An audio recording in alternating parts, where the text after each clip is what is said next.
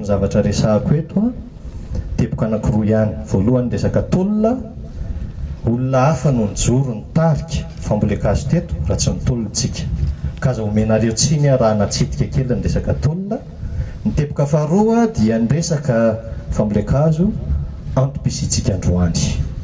Manino monsieur le maire mieritreritosika no nandray anjara atao anatin'ny tolona tamin'ny voalohany ary hoe mitsodrano an'ireo tanora izay mpitolona.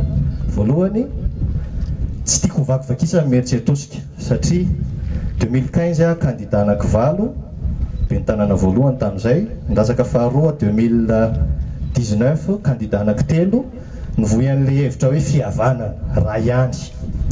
Lavabe ny razavaina ary ny farany teo candidat tokana tamin'ny alalan'ny entité izay natsangako hatramin'izay hoe tanora mijoro ny mieritreritosika. Dikan'izany dia misy foto-kevitra nijoroako nandritra ny 10 taona hoe fihavananisme. Izay fihavanan'izay dia niazahako nampitaina dia tsy tiako vakivakisana resaka politika ao anatin'le tolona dia nijoro ho fiarovako an'izay mieritreritosika. Izay faharoa, ny resaka taramasoandro raha antsika malala natao teto mieritreritosika izay tsy nampahafantarina anay par-voie officielle tamin'ny voalohany. 700 hektara ny anaovana taramasoandro. Ny tany mpanjakana tsy misy olona izay taninareo rano sy ny ala dia 700, ny 700 zany dia atao expropriation. Dia ny tolona nanomboka ny 2020 tamin'ity taona ity zany vao nandresy ny tolona miverina amin'ny tany ny jiosy, miverina amin'ny vahoaka ny tany ny 700 hektara, fa ny 700 tamin'ny mpanjakana tsy azoko tia. Izay ny anton'ny tolomana ary indrindra ny tolona fahatelo farany dia tolona ho amin'ny Madagasikara satria mba marary ohatrany rehetra ihany. Ny voalohany ay dia namaky Ambojatovo, faharoa zay dia namaky 13 Mai. Rehefa namaky Ambojatovo ao colonel Patrick dia be dia be ny resaka nandefa olon-dra Vatomanga monsieur le maire, so ihany izay mirala menaka efa mifampiresaka taoriny mialatsiny monsieur le maire ozy izy, ao izy ao za tsy mandaingy mialatsiny ao izy fa izy ve moa no any démenti direct be fa zao ny information mba heniko. Nareo zao niala tany Antananarivo nandeha nakaty dia mahita tsara hoe 30 km mialany, azo atao cinéma ve mandeha tongotra ao anatin'ny 30 km.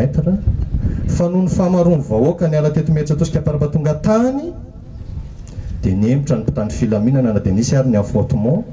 Fa ny resaka moa satria be dia be matahotra ho tako na mpanao politika dia hoe olon-dra Vatomanga monsieur le maire, tsy maninona zany assume monsieur le maire.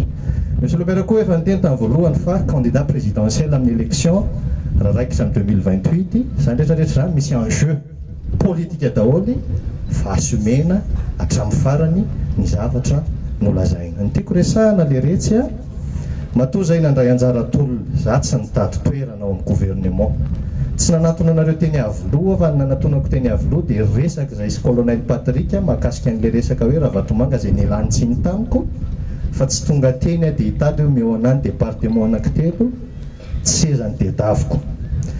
Sabotsy ny 13 Mai tonga tao amina colonel Mikael niaraka tamin'ny mpanao politika anankiray, mialatsiny fa za tsy zatra miolakolaka. Rehefa tonga tao amiko colonel Mikael zay PRRM amin'izao fotoan'izao, manana proposition zay monsieur le maire niaraka tamin'izay mpanao politika somary avolenta be zay havanana amin'ny resaka politika politicienne.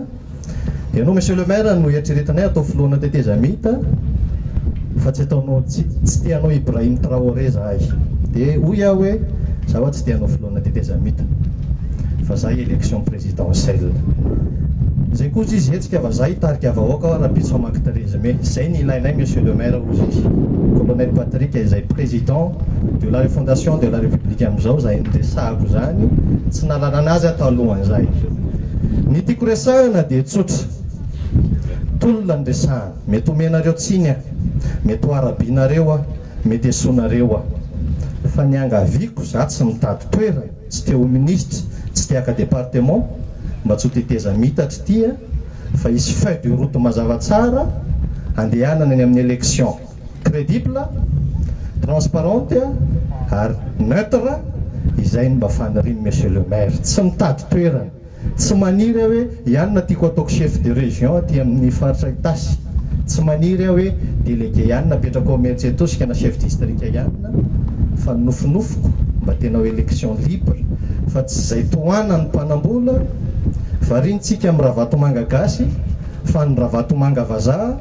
enomontsika fotsiny zay be aopony mivoaka ao am-bava raha misy disy ny teniko dia ny teniko ny ario fa ny tenako azariana monsieur le maire tompoko tsolonda Vatomanga resaka reboisement ny amaranako anazy a amboly azo ny ataontsika eto a androany fitakina ara-tsosialy no niangen'ny fanovana teto amin'ny firenena izay notarihan'ireo tanora vondrana ao anatin'izay Z ka ilaina araka izany ny fototra ara-tsosialy mba ahafahana mamay filana amin'ny fitakina io hivoana amin'ireo olana maro samihafa ho ny faneho-kevitra nentina solombava-moaka ny fianaratsoa Ramatoa Saondra Armalala Marie Michel. Tsika fa manomboka tamin'ny atao hoe fitakina ara-tsosialy izao fanovana ny fototra-panjakana zao ka ilaina ny fototra be koa ny ara-tsosialy ny fijirena ny mahaolona ny politika karamean'ny fanjakana firariana ny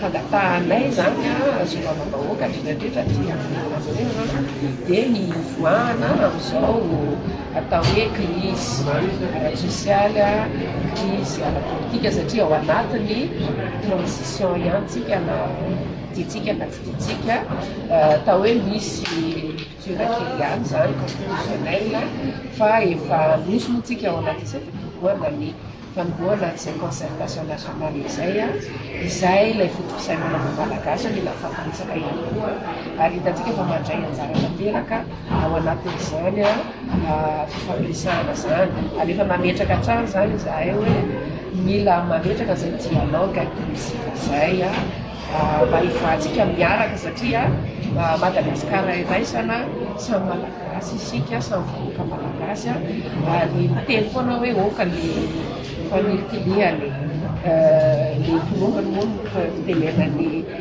olona sasany azy satria malagasy vahoaka ihany ihany koa zay mahafa ny ty tantsika ty nosy tsy afaka miany eto ihany koa tsika tsy maintsy miara-miaina eto zay zavatra tsy misy vahaolana hita ao anatin'ny korotana fa fitoniana irery ihany no ahafahana mametraka amin'ny vahaolana ho hatrany nambarany solombava-moaka Marie Michel.